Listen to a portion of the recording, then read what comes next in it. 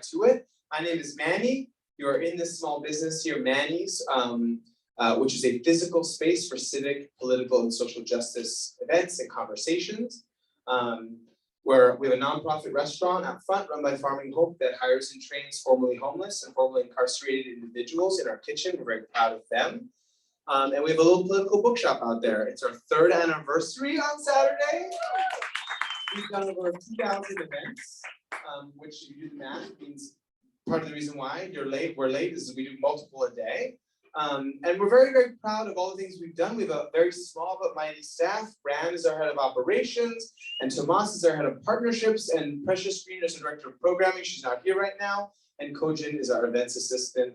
And that's it. That's the team. And we're just trying to do as much as we can in what used to be a sushi restaurant. So where you are sitting right now, my friend, was a giant walk-in refrigerator that held cold fish. And so we're trying to be as useful as we can and host as many programs as we can.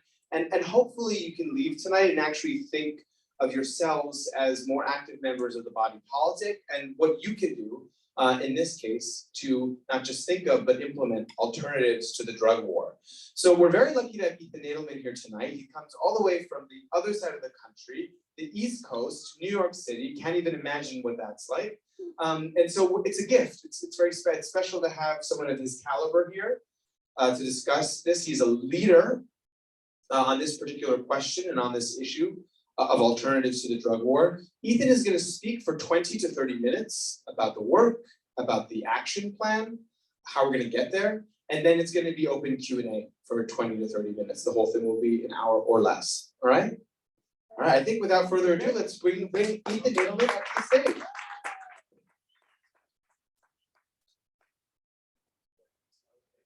Thank you, Manny, and thank you for inviting me.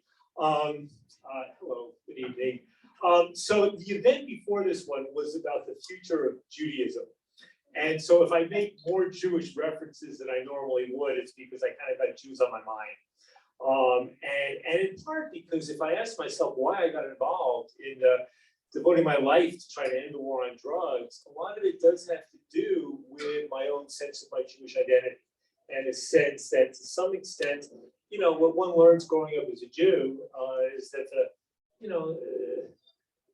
that so long as the Jews were left alone, the worst thing they had to fear was assimilation and maybe a loss of identity through that. But by and large, wherever they could be victimized, persecuted, told that you have to be this way for not just your benefit, not just for our benefit, for yours as well, they were fucked.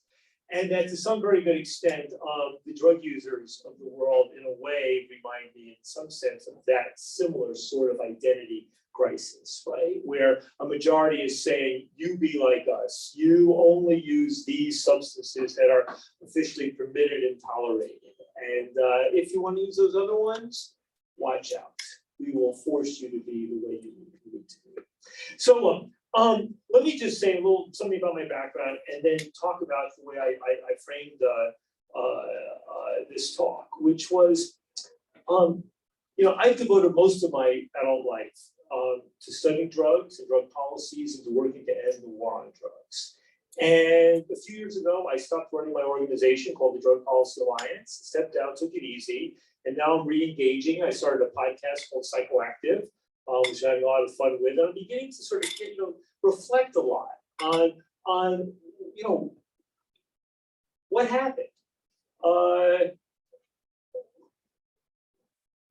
Are there any lessons to be learned from what we did in thinking about some of the broader issues confronting America and other open societies around the world from what we did on drugs? There are moments today when I look at what's going on in the news and I think, how can I even be focused about drugs anymore? When you look at some of the election results and the rise of Trumpism and the threats to democracy, it seems almost trivial. And I ask myself, well, the things that I did that I figured out that I learned in dealing with drug policy reform, that might actually have some spillover benefit thinking. And I don't know what the answer is. I don't know the answer. I'm going to throw out a few of those ideas in my talk today. Now, I should say I've been working on this for decades. Back in my young years, actually, speaking of the Jews earlier, my focus was Middle East politics. And I think I taught the first course at Harvard on Israel and the Palestinians. And my first publications and articles. But that issue didn't feel like the one I wanted to run with. And drugs was something I got interested in the early 80s when it was just a little tiny issue on the side. This was before the drug war. I was intrigued by deviants, and I of course was, been smoking pot in college and doing some hallucinogens and trying some other things. And it all just intrigued me. So I started working on this, doing a PhD on it, and actually started from the first side, doing things like getting this security clearance, working in the State Department's Narcotics Bureau, writing a classified report on drug-related money laundering, traveling to 19 countries, interviewing drug enforcement agents and customs and FBI and CIA, and writing a couple of books about the internationalization of drug control, all the while knowing that the war on drugs just didn't make any sense, that it was fundamentally counterproductive. And that in fact, as the drug war started to pick up steam in the mid and late 1980s, the realization that the war on drugs is doing far more harm to individuals and to our society, and not just American society, but global society, than were drugs and drug abuse itself, right? Now, most of you, I think, are too young to remember, but the late 1980s, the drug war became the #1 issue in American public opinion. It was, when you asked for what's the #1 threat facing America in 1989, it was drugs by 50%. Second place was way, way down there, right? I mean, it was a period which was almost like, call it McCarthyism on steroids, right? That people were going crazy about this. It was like, in the same way that we had feared with the McCarthyism about, the Soviet Union lapping at our borders and a communist under every bed, we had the same feeling about drugs being, coming out and grabbing our children and our society and crime and all of this sort of one great big mishmash, where a bipartisan consensus and bi-multiracial consensus emerged in the late 1980s that we needed a war on drugs, that we needed to toughen penalties and make the penalties for possession and for growing drugs and for selling drugs, 3 years, 5 years, 10 years, 20 years, life sentences. We needed to expand drug testing throughout the entire society. We need to demonize and stigmatize anybody who used drugs. And even though we'd just gone through a period of relative liberalism in the 70s, where marijuana was being decriminalized and there were some public health approaches, this all got wiped aside,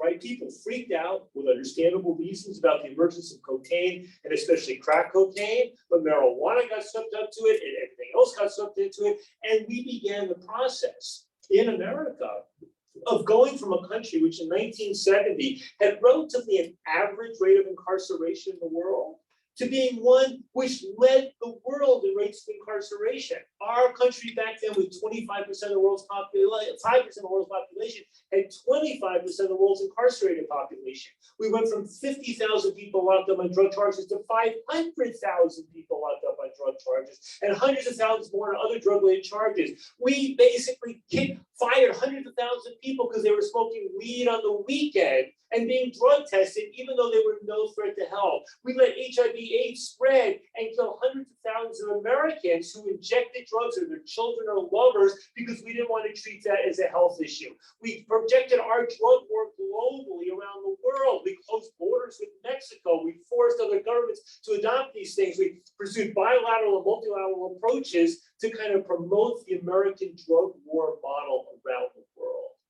And for me, I found this not just incredibly disturbing, but fascinating. I mean, what the hell was going on? I mean, how could we get so crazed? I mean, here we were in the late 80s and then the early 90s, communism had fallen. There was, we should have been in a period of rationality. America was at the heyday of its power, but it was almost as if we needed a war. And in the absence of any real wars going on, this is the war that we needed. We needed to scapegoat, we needed to stigmatize, we needed that. And not just the reactionaries, but the liberals as well. Now, one of the things that struck me back then was it wasn't just Republicans and right-wingers who liked, on some level, the idea of locking up huge numbers of Black people rather than putting resources into their communities. I was teaching at Princeton back then, and I had my very intelligent liberal professor colleagues, who could somehow make an exception to all the broad liberal principles because drugs were involved.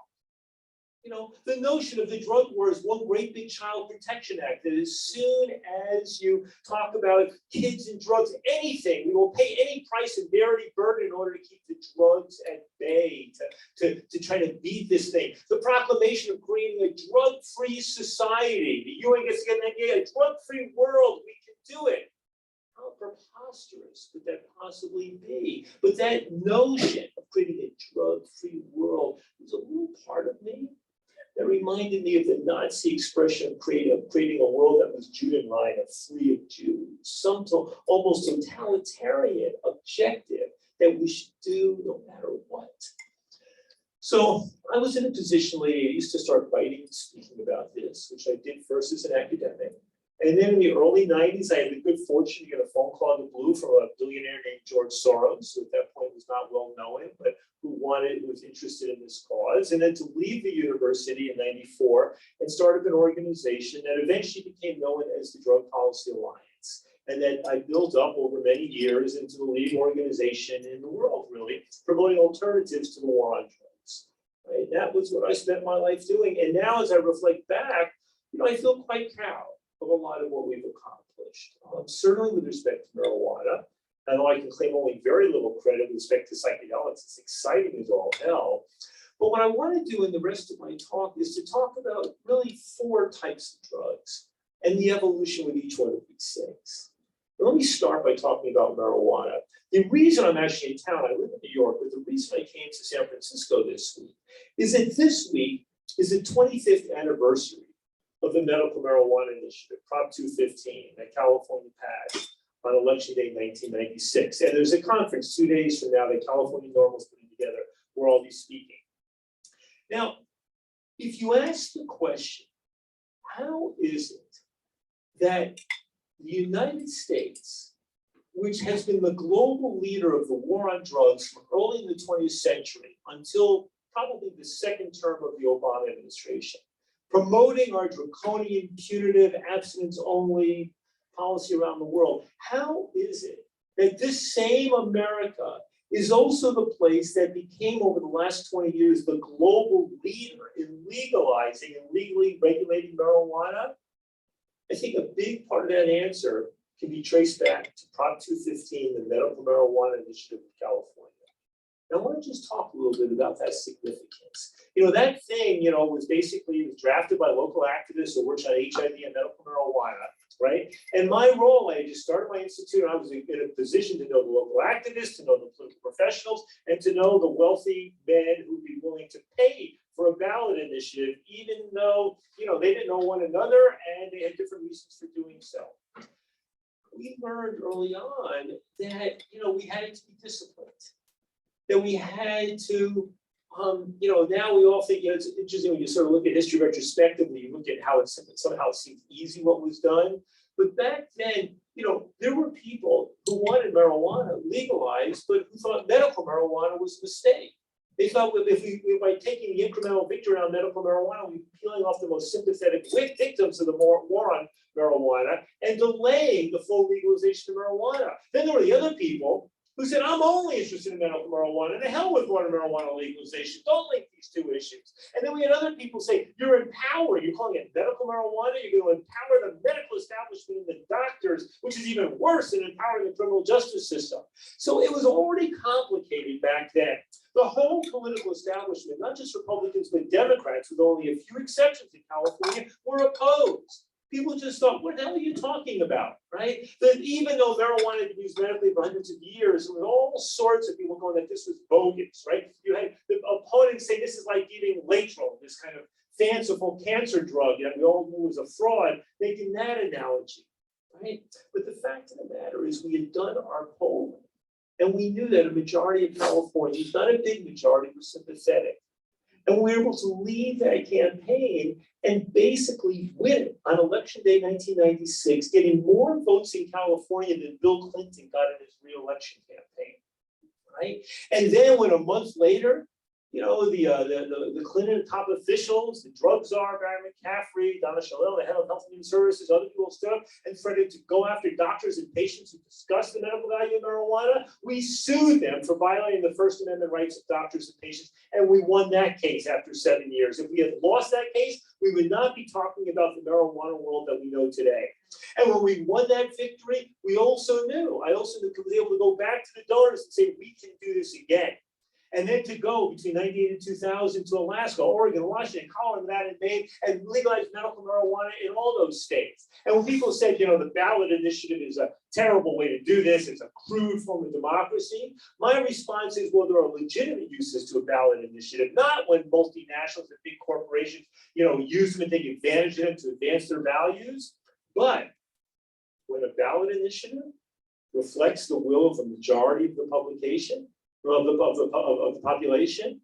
when the legislature and or the governor are unwilling to reflect the views of the majority of the population, and when the ballot initiative most advances those in the interest of those people who are most disadvantaged in the political system, whether it was marijuana users or Black or brown people to being disproportionately targeted by the war on drugs, that is an appropriate and ethical use of the ballot initiative process, right? We set a model for drug policy reform that came thereafter. The model of first taking the issue to the people and winning it through the ballot initiative process so that years later state legislatures could begin to follow through. So Hawaii becomes the seventh state to legalize medical marijuana, but the first in the legislative process. And years later, going up to 2012, when we have Colorado and Washington legalizing marijuana, and then Oregon and Alaska in 2014, and then DC, and then in 2016, California, and 3 other states, and not until a year or two later does Illinois become the first one to do the legislative process.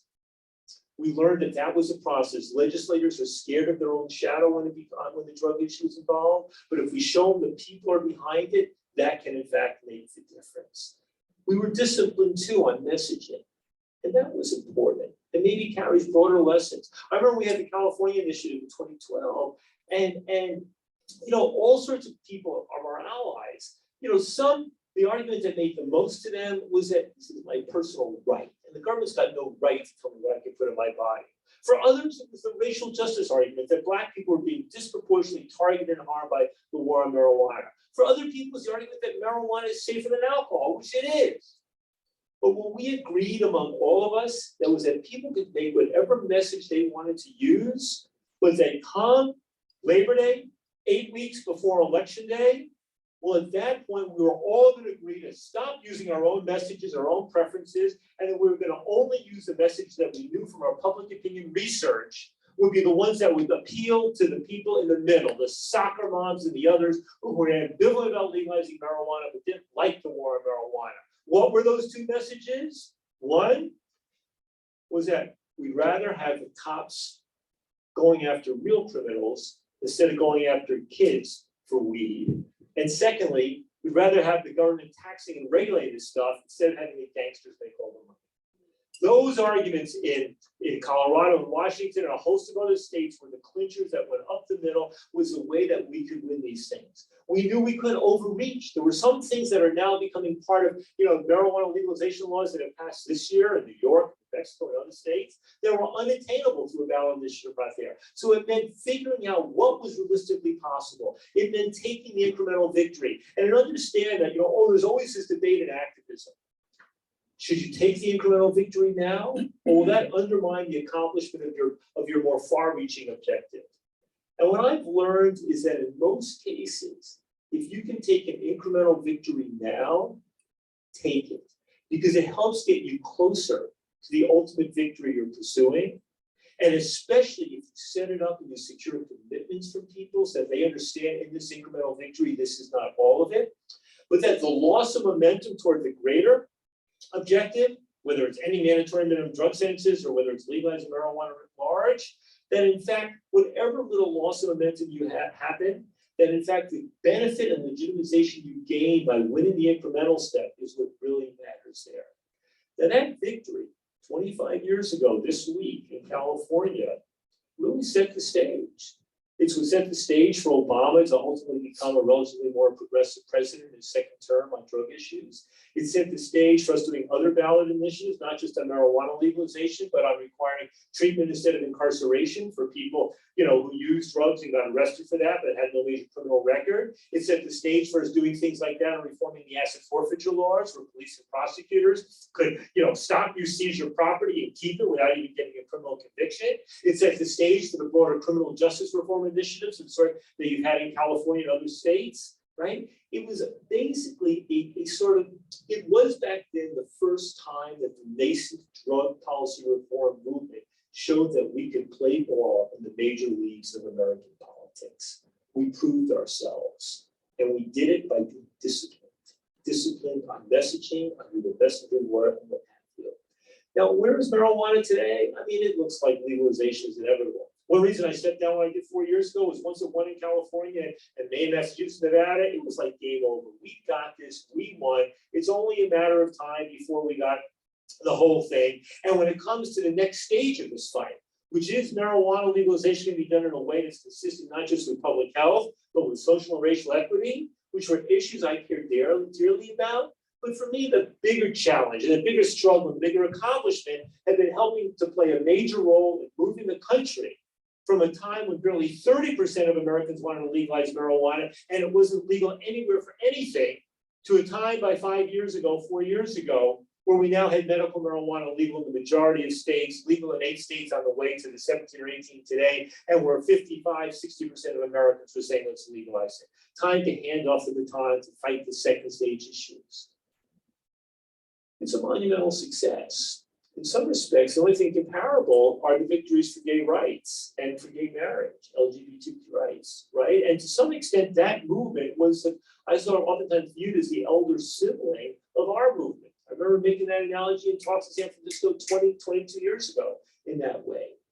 But I have to now move to the second issue, which is opioids and the horrific crisis of overdose. And some of you may know, last year almost 100,000 Americans died of a drug overdose, overwhelmingly involving fentanyl, this is a synthetic drug that's used in hospitals, but which is 50 times more potent than heroin. If you add up all the people who died in an auto accident last year, and add in all the people who died of a gun, both homicides and suicides and accidents, and all the people who died of AIDS, and all the people who died from drowning, all together, all those deaths do not add up to as many people who died of an overdose last year. The number of people who died of an overdose in San Francisco last year exceeds the number of people who died of COVID last year in this city, right? And this is an ongoing crisis. Well, what's the answer?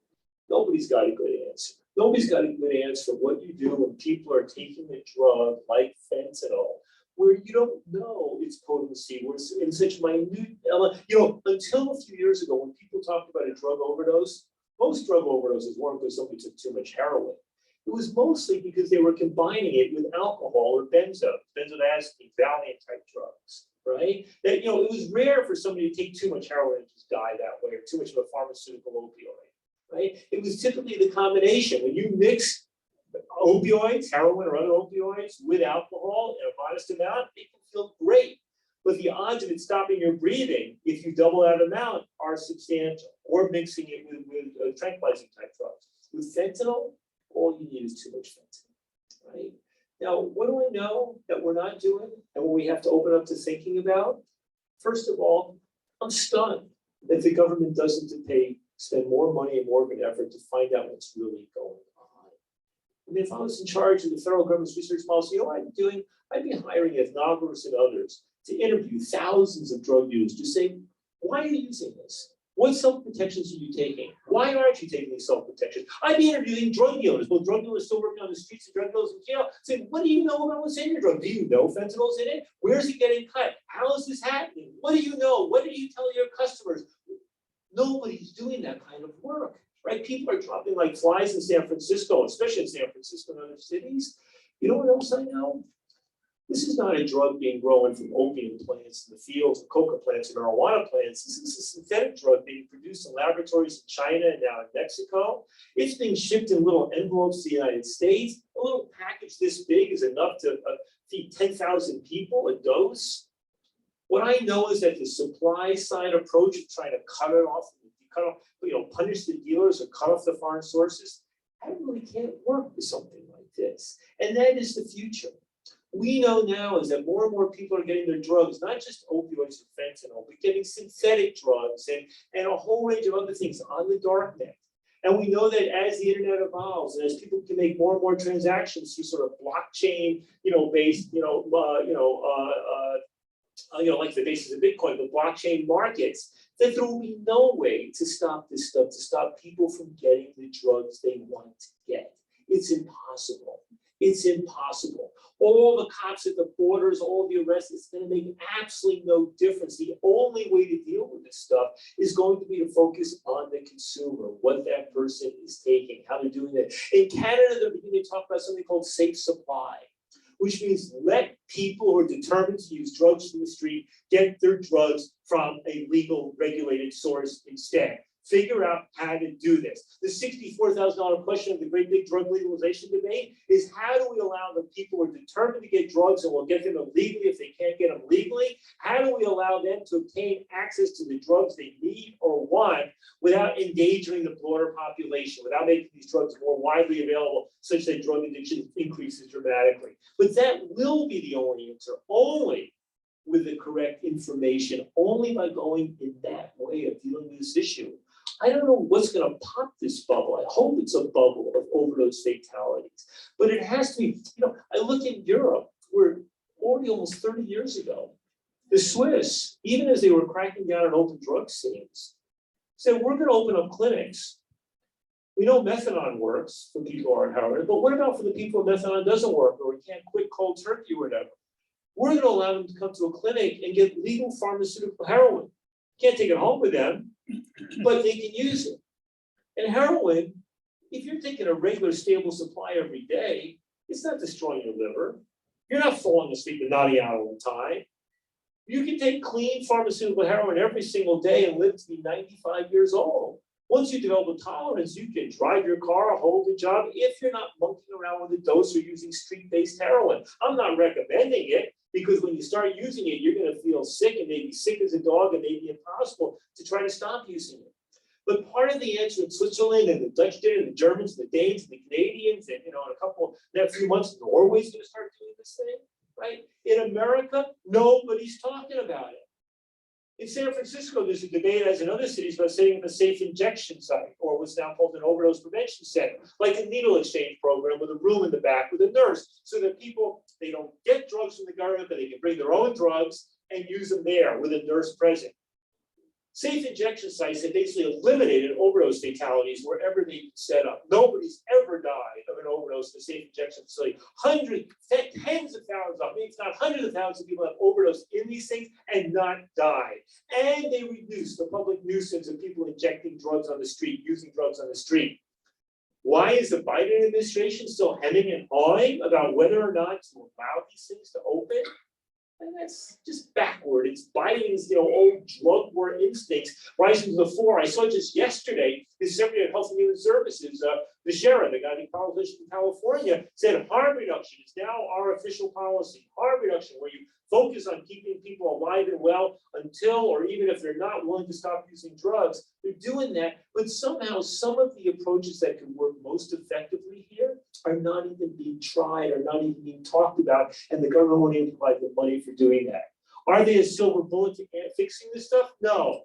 Vancouver, British Columbia have many of these progressive policies in place, but they haven't gone far enough.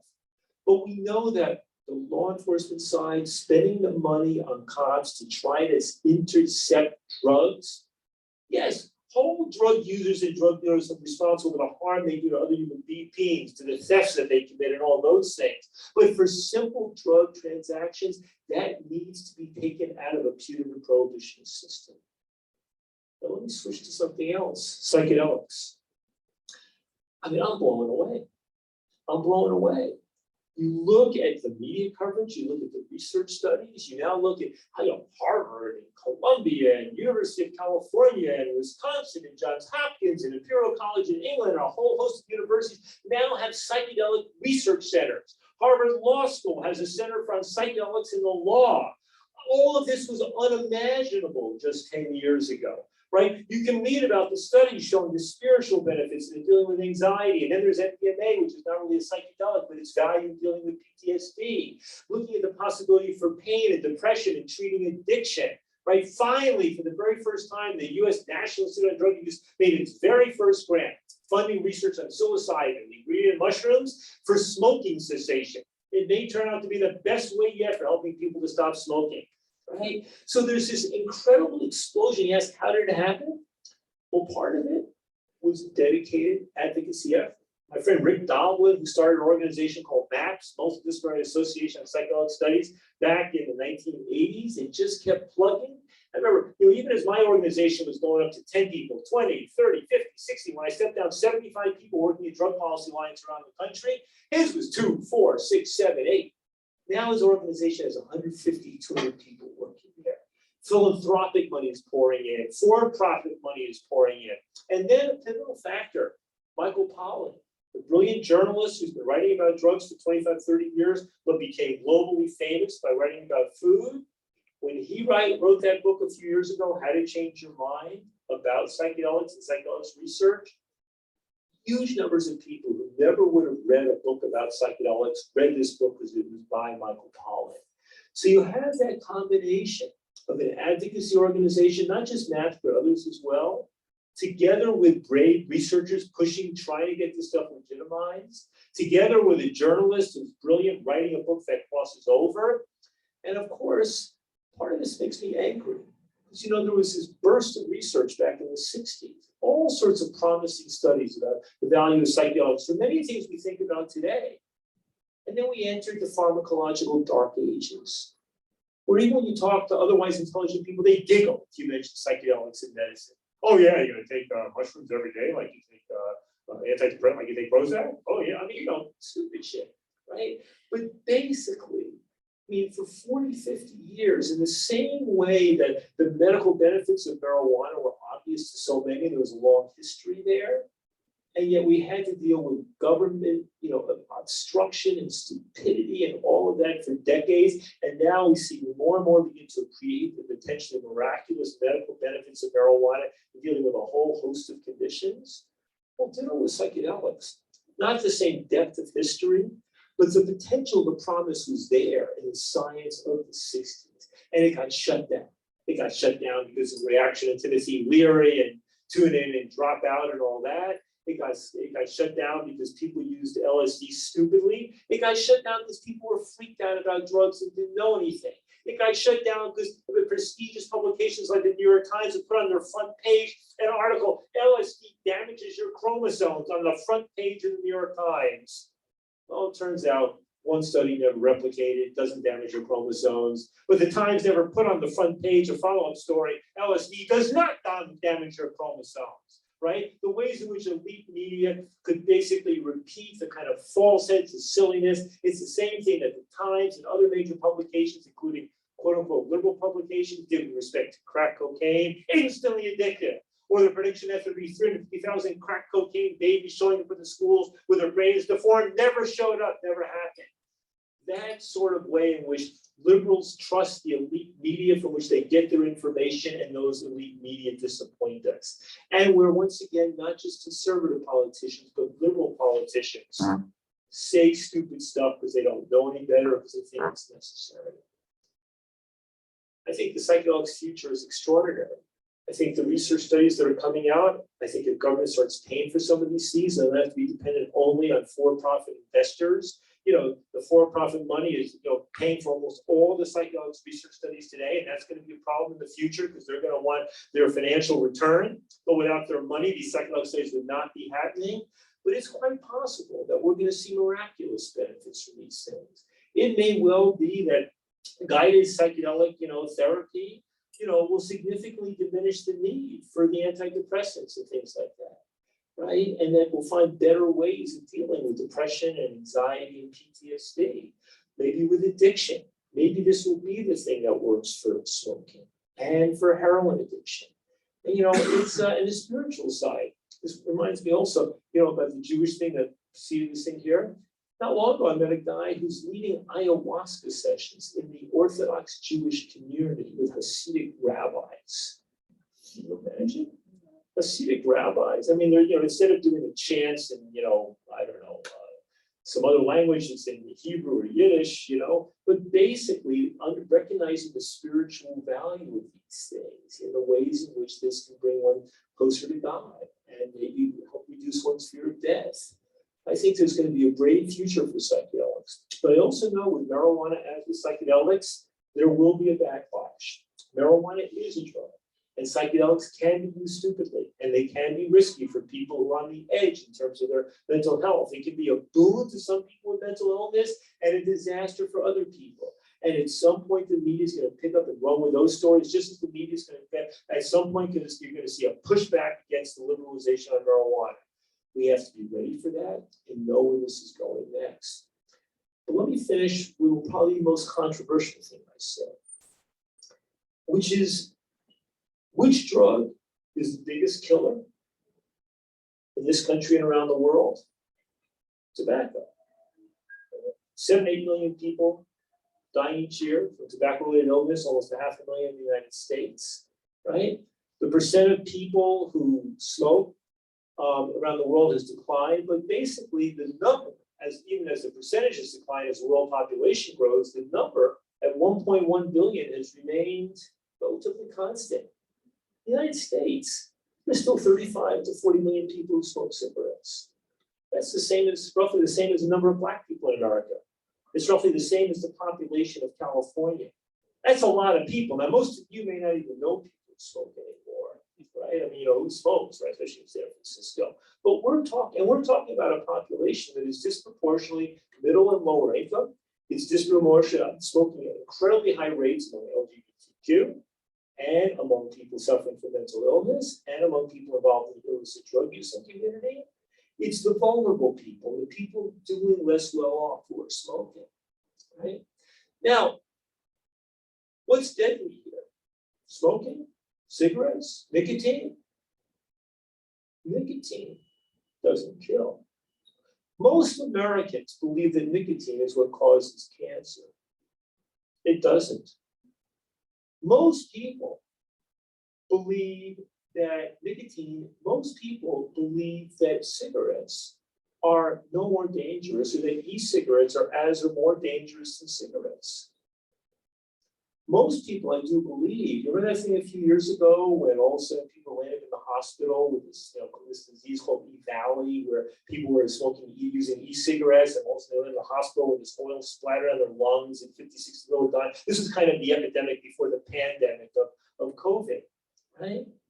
So that's e-cigarettes. Well, it wasn't. In fact, it made no sense to blame e-cigarettes in the first place. Right? I mean, there have been e-cigarettes around for years, and there's never been this E-Valley lung disease condition. Right? And people using e-cigarettes around the world, and this thing wasn't popping up in other countries. And some smart journalists very quickly figured out it wasn't nicotine e-cigarettes causing this problem. It was adulterated cannabis vapes, because a few knuckleheads had figured out that vitamin E oil has the same appearance and viscosity as THC oil. So in the same way that drug dealers cut, their white powder drugs with talcum powder or something, they were cutting the THC oil with vitamin E oil in order to make some more money. And vitamin E oil is perfectly safe to consume orally, but when you heat it up, it splatters, oil on your lungs and can put you in the hospital or kill you. Well, the government had reason to know about this fairly early on, but did they publicize that fact? No. And what did they do in cities around the country, including here? They started to ban e-cigarettes because of this disease that had nothing to do with e-cigarettes. That was all about marijuana vaping. And e-cigarettes. E-cigarettes emerged, not first from big tobacco, as people, figuring out, that they're created in China, and you have American consumers are creating these little vape things, and, these batteries and making big plumes. The British Royal College of Physicians, the British Public Health, their lead health agency, does an assessment and finds that e-cigarettes are probably about 95% safer than cigarettes. We can't be certain because they haven't been around for 50 years. Other studies find that for people who can't quit smoking or going cold turkey or going through therapy or using a prescription drug or using a patch or a gum, that e-cigarettes are in fact the most effective way to help people who have not been able to quit smoking. And that the harms to lung and health and everything else are dramatically less. Just makes sense. You want to make these things available. That's harm reduction. If you look at the continuum of harm in terms of tobacco and nicotine, well, here's cigarettes at the far end, deadly. If you manage to smoke cigarettes into your 40s or 50s, 60s, half of all people who smoke cigarettes long term will die prematurely. And then over here, you go to these crappy chewing tobaccos, which cause mouth cancers. And then over here, you get to these heated tobacco products and e-cigarettes and into snus, the kind of thing you put in your mouth, a nicotine thing, and these other nicotine things, which are basically have 1% the harm of cigarettes, maybe 2%, dramatically less dangerous. A sensible policy that wanted to reduce the 400,000 to 500,000 deaths a year from smoking would say we want to make e-cigarettes as widely available as possible. We want to make sure that cigarettes are taxed much more heavily than e-cigarettes. We want to do that. But one city in America takes the lead in a policy which reminded me incredibly of the drug war. This city, San Francisco. San Francisco. And as I stopped running the Drug Policy Alliance and I looked closely at this issue, I found myself getting more and more drawn. You know, I got interested in drug policy 40 years ago. Part of it was recognizing that the more you read about the science, about the health, about the economics, about the history, the more you realize that drug policy should be going in this direction towards a public health, compassionate, human rights-driven policy. But where 40 years ago was the public and the politicians and the media going, not just the conservative liberals, this way towards the drug war. And a few years ago, I started looking at the evidence on tobacco and e-cigarettes and tobacco harm reduction. And I see there's, the National Academy of Science. Oh, yes, this is effective. Oh, there are the famous Cochrane reviews, a leading medical review. There's the New England Journal of Medicine. There's Science Magazine. There's an association of the leading, all saying that e-cigarettes have a positive role to play and can play a very important role to play in helping people quit smoking. It can play a major role, especially if people are encouraged and properly informed. But here and elsewhere, what happened? Teenagers started getting into juuling and using e-cigarettes. Some of them had already been using other tobacco products, some had never been doing it. And their parents, by and large, wealthy, successful, upper middle class white parents who either never had used e-cigarettes or had never smoked, right? Or they hadn't smoked since they were in college, and they didn't know people who smoked, or at least they didn't think they knew people who smoked. They knew it was maybe the plumber or the gardener, but those people never smoked in front of them. And they see their kids juuling, and some are saying they have a hard time stopping, mom and dad. And San Francisco proceeds to ban. We have to ban the flavored ones, they say. Not just the ones that are sound like a kiddie favorite, but even any flavor. And now in San Francisco, of course, even tobacco flavor. Because kids like it. The fact that adults also like all these flavors almost as much as the kids like them, and that adults find them useful for stopping, nobody mentioned that. Hard to find a media article that reported that.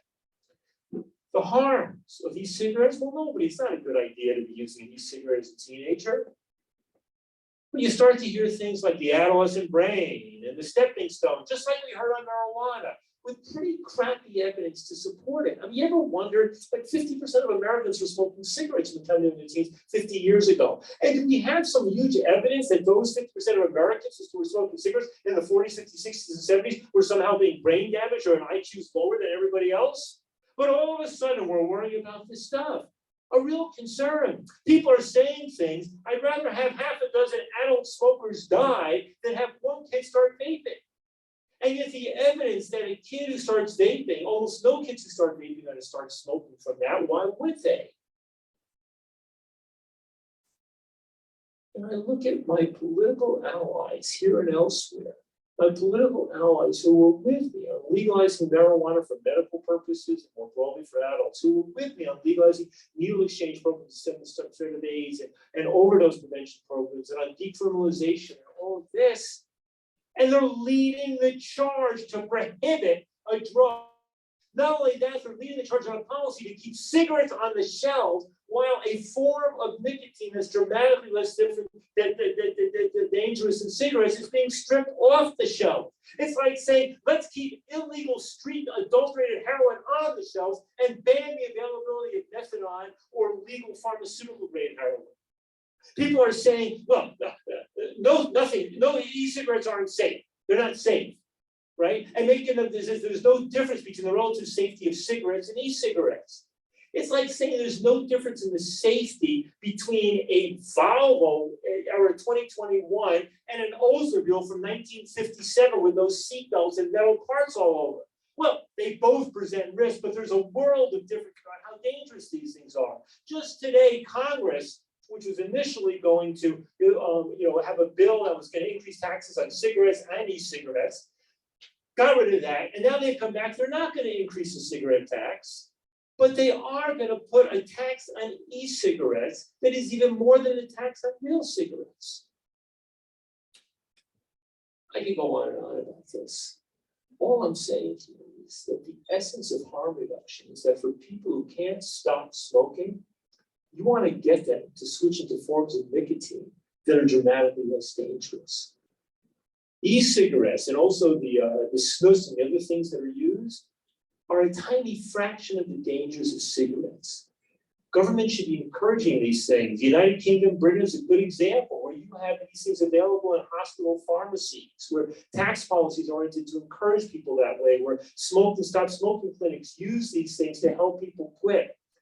And what it does is it makes me despair a little bit. Here I thought people got it about harm reduction. Here I thought people got it about the harms of prohibition.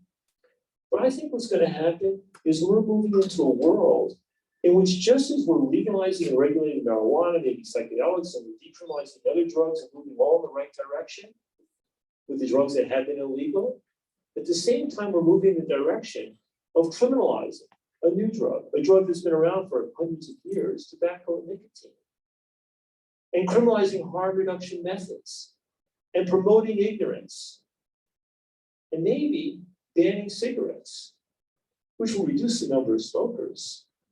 But what happens when you still have some millions of Americans who still want to smoke, but now their product is illegal? Are we going to land up with a new global drug war now focused on tobacco? Are the narco-traficantes going to be replaced with the tobacco-traficantes? Is the DEA going to be replaced with the TEA, Tobacco Enforcement Administration? Are we going to get rid of marijuana drug testing only to have tobacco testing in the workplace and the schools? Is that where we're headed? I don't want to go there. I'll be damned if, after having spent much of my life trying to roll back the criminalization and punitive prohibitions of the drug war, to see that Americans, and worst of all, liberals and progressive-minded Americans, are going to get behind a new drug prohibition involving a drug that can be enormously dangerous when smoked, but not all that dangerous when consumed in other forms.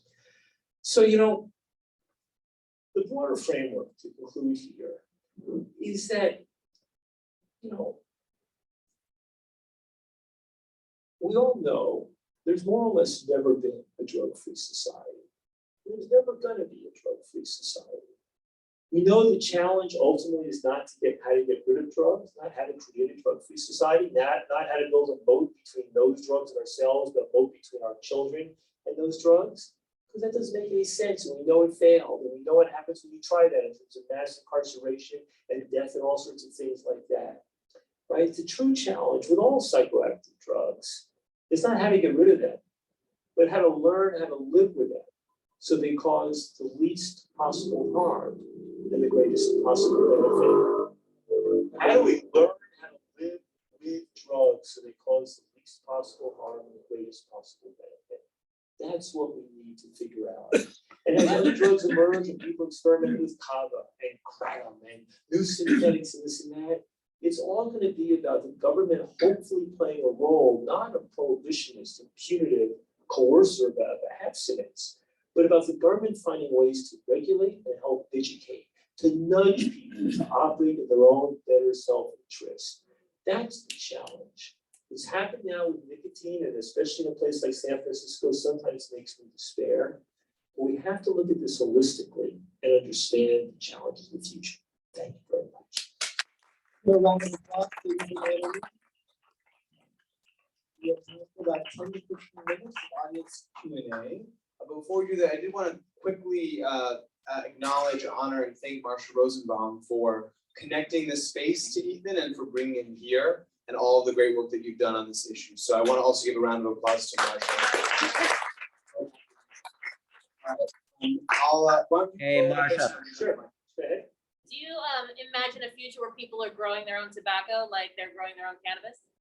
It depends if we go to the point of prohibition, right? And I don't know how difficult or easy that is. There's also the fact that nicotine can be produced synthetically. And at this point, it's no longer, it's not profitable to do so, but already some companies are looking at doing these things with synthetic nicotine in order to get around the regulations. You know, I mean, I think with marijuana, obviously people are doing that, and the same way that some people have their, you know, little backyard stills or whatever. But we'll have to see if that happens with tobacco or with other plant-based substances. Yeah. How does drug policy on psilocybin look in legislation in states other than Oregon? Well, no other states, remember, it started off with places like first Denver through the ballot initiative, and then Oakland through the state legislative process. And now I think California, also Santa Cruz and Arcata. And then I think Detroit just passed yesterday. You know, and mostly what they're doing there is decriminalizing possession.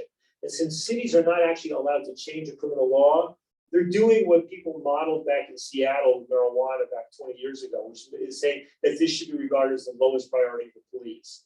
Oregon was the first state to not legalize, but to basically decriminalize possession statewide and to authorize research studies, right? And now there are bills being produced in other states to do that. And there are plans afoot in California, Colorado, and some other states to have similar and more advanced forms of decriminalization, either of psilocybin or sometimes of all the plant substances, right? It might also be mescaline, it might be, you know, which comes from either the peyote or from the San Pedro plant, things like that. So, you know, there's a whole plant medicine kind of movement now that's been getting behind this stuff and that helped fund the Oregon initiative. But it's going to evolve. It's also interesting because the research, although the research on medical marijuana played a small role in its development, with psychedelics is playing a much bigger role. And the fact that the FDA is likely to soon approve psilocybin for some medical uses, as well as MDMA for treatment of PTSD, that means that there's going to be a medical track moving forward over here that I think is going to help create a more sense of tolerance and decriminalize stuff. And I think that's going to go hand in hand with decriminalizing the possession of these drugs. Now, Oregon had two initiatives on the ballot last year, right? One was the one on psychedelics reform, and the other one was one that decriminalized the possession of all drugs, basically the Portugal model, one that says people should not be arrested or put in jail for possession of any drug in small amounts for their own use, so long as they're not hurting anybody else, right? And I think we're going to see more of those initiatives happening. People were worried how the two initiatives in Oregon would play out, like with the psychedelics one undermine the all drug decrim or vice versa. I'm very proud that my successors at Drug Policy Alliance led that effort in Oregon with local activists. But it looked like the two did not undermine one another. There may have been even some synergy there. My preferred approach, I mean, look, you know, people ask the issue, what about the separation between marijuana and psychedelics on the one hand, the other drugs? And I will say that they talk about psychedelic exceptionalism. And I'll say in my own personal life, I do regard myself as a marijuana and psychedelic exceptionalist. I mean, those are the drugs that have meant the most to me in my life. They have been the ones that have been my friends. I haven't cared especially for the others. I've tried many of them, but don't really care for them. And I think when you look at the benefit cost ratio of marijuana and psychedelics, far and away, the benefits so greatly exceed the cost, both for general individuals and for society. With that being said, the principle that we are each sovereign of our own minds and bodies, and that nobody should punish me for what I put into my body, absent harms to others, that has to apply across all drugs. It has to. In the same way that the First Amendment applies not just to elevated forms of speech and press and religion assembly, but also to really ugly forms, because we understand that we have to protect even the ugly forms of speech, press, religion, assembly in order to protect the more elevated forms and the more important forms. Well, ditto with these drugs as well. We can't violate the principle of sovereignty of our own minds and body only for those drugs which we see as elevated. It has to apply across the board.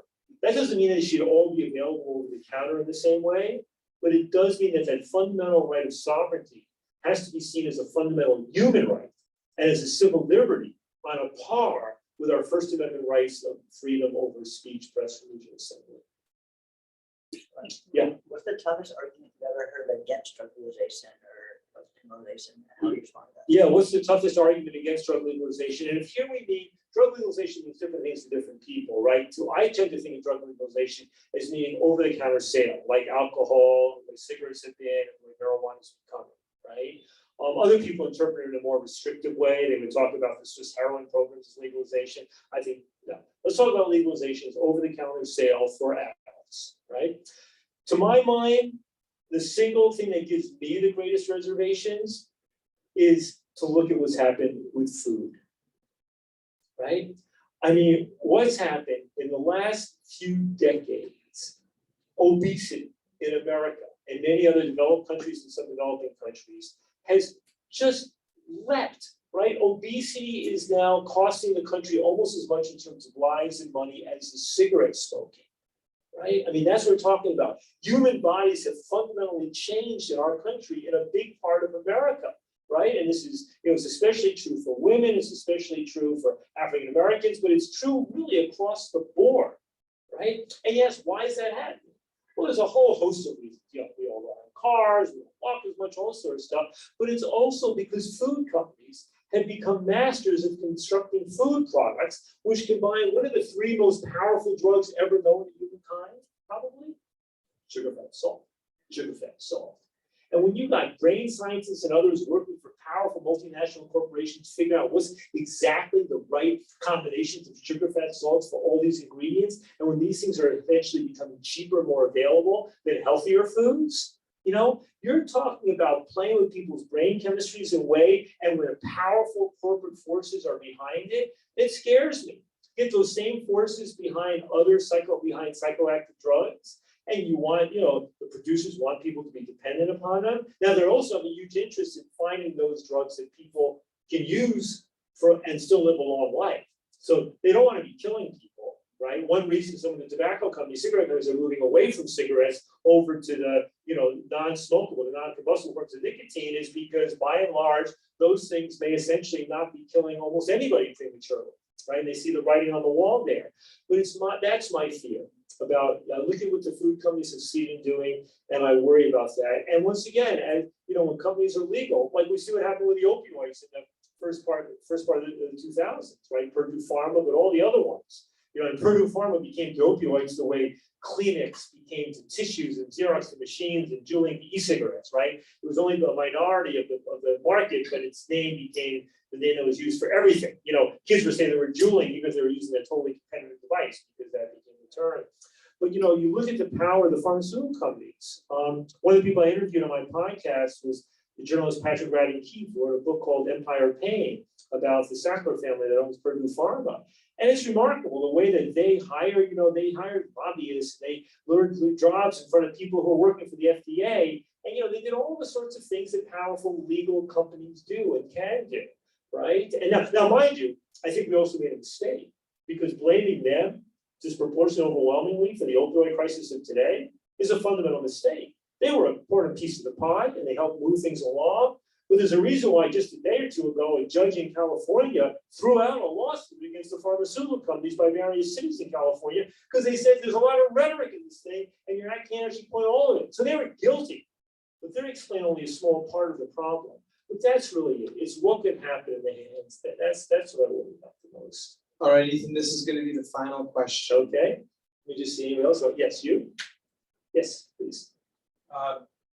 Very curious about, so you spoke of the deaths in San Francisco, which is really alarming.